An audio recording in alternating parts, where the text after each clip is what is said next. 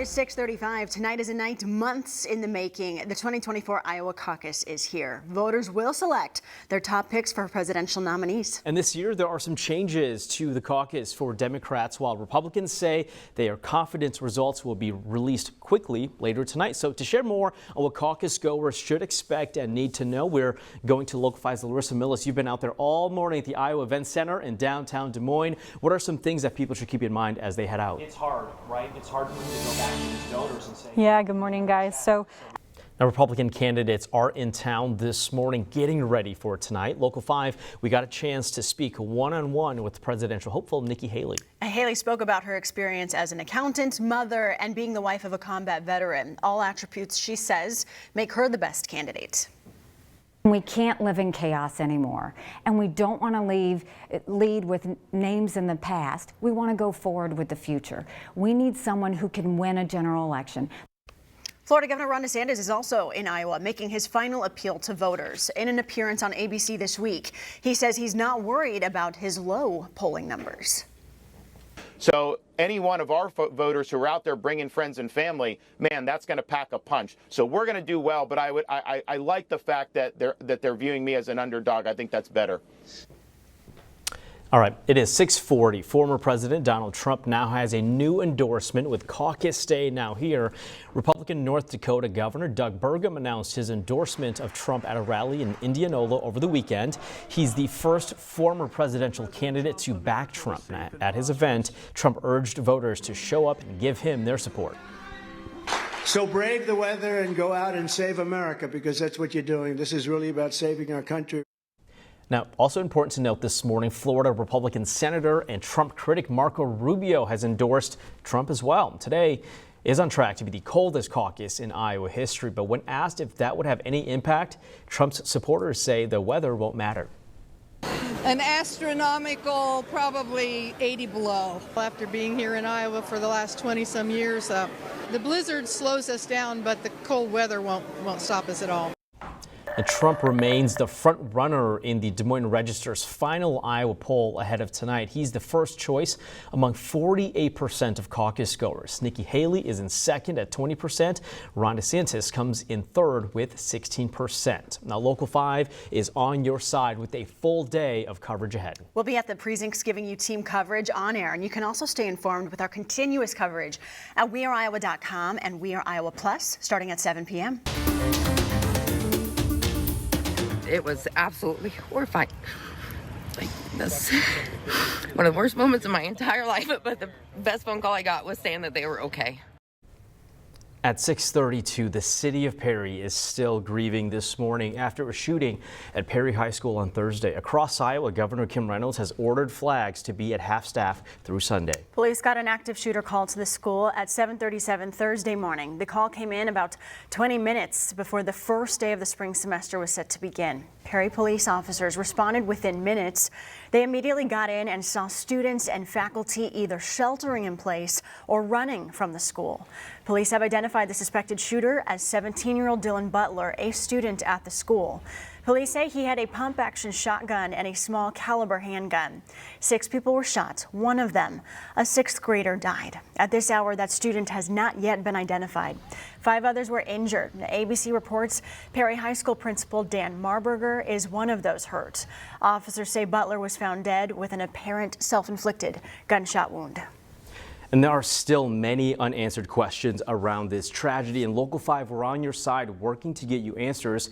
Here's what we're working to learn. Right now, investigators have not given a possible motive as to why Dylan Butler carried out this shooting or why he targeted the middle school. Law enforcement also have not named all of the victims in the shooting. We also are working to figure out how Butler got a gun, since according to Iowa law, he should not have had access to one. This is what the law in Iowa says. According to state law, you must be 21 to buy a gun in Iowa unless you work in a profession that requires you to carry a firearm or a parent allows you to have a gun. In 2021, Governor Kim Reynolds signed a law that no longer requires permits to carry or buy a handgun. That law also says people who sell firearms privately do not need to see a permit before selling to another person.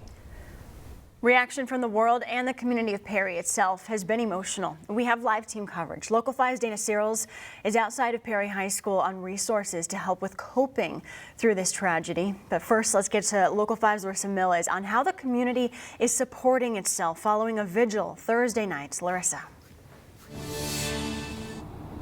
Yeah, good morning. As you mentioned, right now at 6:35, there's multiple agencies assisting in the investigation. That includes the FBI, the Iowa State Patrol, Iowa DCI, and the ATF. In a press conference on Thursday, Governor Reynolds took a moment to speak on the nightmare that took place. Here's what she had to say. This strikes at the heart of everything that we hold dear. This senseless tragedy has shaken our entire state to the core, and I want this community to know that every Iowan stands with you. And as the community is recovering from this tragedy, the Perry District is coming together to support one another. Yeah, it's an emotional time and it's something that everyone processes differently. Local 5's Dana Searles is live at Perry High School this morning. And Dana, today would have been the second day back in class from winter break. Instead, the families are dealing with this tragedy, talking about support services. Chanu, Samantha, good morning. As we here in Iowa are processing the news, the country's eyes are on us. Yeah, the news about Perry has reached the federal level. Vice President Kamala Harris tweeted a statement mourning the death of the 6th grader and those hurt in Thursday's shooting. The White House, their officials are saying in part, quote, our hearts break for the families of the victims in yet another act of senseless gun violence. Now, White House staff say they are in touch with the governor's office and federal officials are working with Iowa law enforcement. Here in Iowa, our legislators are also giving their thoughts. Representative Zach Nunn released a statement. He says, my heart and my commitment to holding those accountable is with the community of Perry. We have a duty to protect our children, families, and educators. Senator Joni Ernst releasing a statement saying her team was in touch with Dallas County officials. Ernst extending her sympathies, saying in part, quote, join us in praying for the safety and recovery of those involved. The U.S. Secretary of Education, Miguel Cardona, spoke on the school shooting during a trip to Virginia on Thursday. Cardona visited Perry just last month. We must never normalize or become desensitized to the work that we have to do to protect our babies, protect our schools, protect our communities. According to data from the Gun Violence Archive, this is the 4th mass shooting in 2024. That data shows this is the first to happen at a school. Time right now is 6:39. As we continue to tell you about this tragedy, you may be looking for ways to help. Here's one way you can do that. LifeServe needs blood donations. They are supplying blood to Des Moines area hospitals to help treat the victims. If you want to donate blood, you have 2 options. You can either schedule an appointment or simply walk in to any LifeServe blood donation location. The need is great. I mean, I don't know how else to summarize it. And I think that people just need to be mindful that the need is always there. And in cases like this, we have to have blood on the shelf to respond appropriately. This is Good Morning Iowa. Hey, good morning, everyone. Happy Tuesday to all of you. 6:30 is your time right now. A live look there in downtown Des Moines this morning. You see the snow coming down in that live look right over downtown at this time. Good morning to all of you. Happy Tuesday. I'm Chanu Her. And I'm Samantha Mesa. A very busy morning to get you going. We have team coverage this morning with Larissa Mills out on the roads, ready to share what she is seeing from the Local 5 storm tracker. Very difficult visibility out on the roads. Yeah, and I'm tracking your morning commute and the latest road conditions for you and your family. We've seen a couple crashes so far this morning. We'll get to that in a second. But first, we're going to start with you, Brandon, because you've been tracking the storm through the thick of it. Things are changing a little bit. Yeah, we've got more accumulation on the way. We already had quite a bit overnight while you were sleeping. This affected me, my everyday living, how I wake up, all around my house with my son. Powerful statements from the victims' families in the Starts Right Here sentencing. How long the convicted killer will serve and what he had to say in his last court appearance. Iowa legislators are working to improve school environments. What position they're proposing to help student mental health.